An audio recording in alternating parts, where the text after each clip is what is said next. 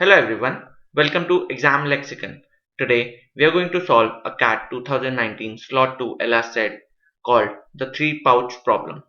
But before we start, let me just request you guys to just subscribe to our channel if you already haven't done it yet. Now the question set was, there are 3 pouches, each represented by a filled circle, are kept in each of the 9 slots in a 3 by 3 grid as shown in the figure. Every pouch has a certain number of 1 rupee coins. The minimum and maximum amounts of money among the 3 pouches in each of the 9 slots are given in the table. For example, we know that among the 3 pouches kept in the second column of the first row, the minimum amount in a pouch is rupees 6 and the maximum amount is rupees 8. There are 9 pouches in any of the 3 columns as well as in any of the 3 rows. It is known that the average amount of money in rupees kept in the 9 pouches in any column or in any row is an integer. It is also known that the total amount of money kept in 3 pouches in the first column of the third row is rupees 4. So guys, before we get down to the solution, let me just request you guys again to try the solution once on your own and then we can do it together. So I hope you have tried the solution as of now, and we'll be proceeding and we can do it together also. So let us first note down all the important information that is given to us in the question set and infer what we can from it. So 3 pouches, each represented by a filled circle, are kept in each of the 9 slots in 3 by 3 grid. Every pouch has a certain number of 1 rupee coins. Okay, so this we can exactly take it down in the inferred section. Next, the minimum and maximum amount of money among the 3 pouches in each of the 9 slots are given in the table. So this is the table given to us, and what they are saying is the number of coins in any pouch in any slot cannot be higher or lower than the numbers mentioned in the table. So for example, in row 1, column 1, all the 3 pouches, the minimum number of rupees in any pouch will be 2 and the maximum number of rupees in any of those pouches, 3 pouches, will be 4. Okay. Next, it is known that the average amount of money kept in the 9 pouches in any column or in any row is an integer. So this is a very important piece of information, that the sum of all pouches for each row or column is a multiple of 9 because the average gives us to be an integer always. Okay. Next, it is also known that the total amount of money kept in 3 pouches in the first column of the third row is rupees 4. So as you can see on the bottom left corner, so the total for all the 3 pouches in that slot is 4. Okay. So now let us just try filling in all the remaining entries in the table. As we can see, we have 2 entries for each slot as of now. Let's just try and fill in all the remaining entries. So as we can see from point 5 here, that the maximum number of coins in these 3 pouches in the bottom left corner, row 3 and column 1, is 4, and we already have 2 pouches with 1 and 2 coins. So then again the last pouch will only have 1 coin, which will give us the sum to be 4. So we can add 1 in that slot. Okay. Similarly, if you guys focus on row 2, column 2, the middle slot, we can see the maximum and the minimum both are 1. So then again the third pouch will also have 1. So we have added that. Okay. So that is that. So let us now take the remaining coins in column 1 to be x and y. Okay. As you can see, I have added x and y in column 1 row 1 and column 1 row 2. Okay. So now if we look at point 5 again, by that sum of all coins in column 1 should be a multiple of 9, which gives us the equation 18 plus x plus y is equal to 9n, where n is any integer. Okay. So then again this happened because we just totaled all the coins in column 1. Okay.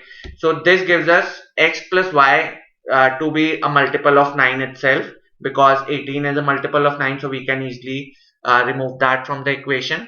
So as you can see, x can have values either 2, 3 or 4, and y can have values either 3, 4 and 5, and there is only one solution which satisfies uh, x plus y is equal to 9, which gives us x is equal to 4 and y is equal to 5.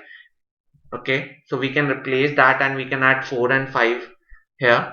Similarly, now we can take the remaining entries in column 2 to be A and B. As you can see in row 1 and row 3 for column 2, I have added that. Okay, and we can then again add the all the pouches, the total money in all the pouches in column 2. So we get the equation 20 plus A plus B is equal to 9. Okay, so this gives us A plus B is equal to 7, as the nearest possible multiple which could satisfy the equation was 27. Okay, the nearest multiple of 9 was 27. So now A can be either 6, 7 or 8 and B can be either 1 or 2. But there is only one combination which satisfies the solution, which is A is equal to 6 and B is equal to 1. Okay, if we take B is equal to 2, then A will have to be 5, which is not possible. Okay, so then again we can fill in that as well. We have taken A to be 6 and B is equal to 1. So only column 3 is left with the remaining entries.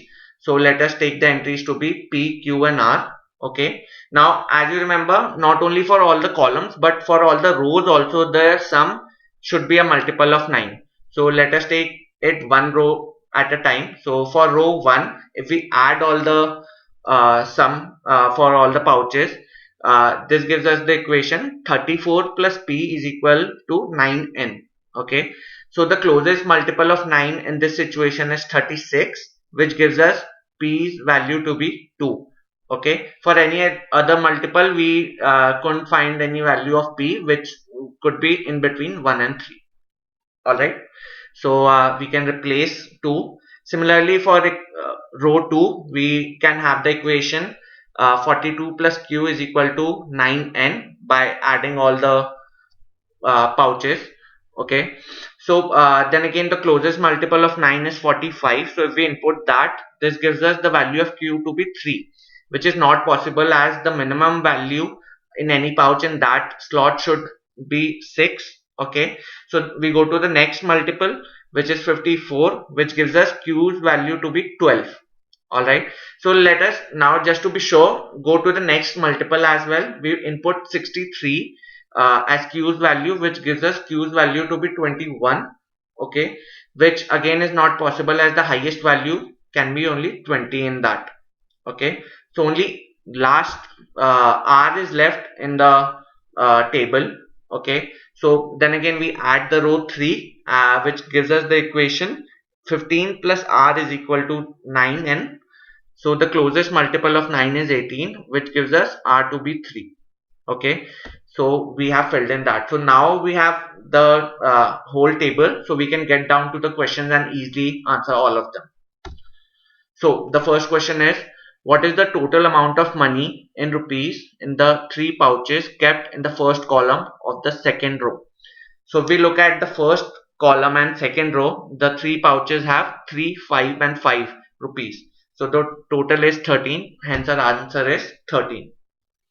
Next question, how many pouches contain exactly one coin? Okay, so then again we just look at the table. Column 1 has only 2 pouches with one coin. Okay, column 2 has 5 pouches with exactly one coin, and column 3 has only one pouch with one coin. So our total comes out to be 8, hence our answer is 8. Okay, next question, what is the number of slots for which the average amount in rupees for of its 3 pouches is an integer? So now we have to find, like, the pouches. We just have to add all the slots, like all the pouches, and so that their sum should be a multiple of 3. Okay, so then again if we do that, I have done it for you guys. We can easily do it, and if we look at this table, there are only 2 slots which give a multiple of 3. So which is row 2 column 2 and row 1 column 3. Okay, these are the only 2 slots which have a sum as a multiple of 3. So our answer is 2. Okay, last question, The number of slots for which the total amount in its 3 pouches strictly exceeds rupees 10 is. So then again, taking the last table only, we just have to find the sum to be more than 10, not 10, but more than 10.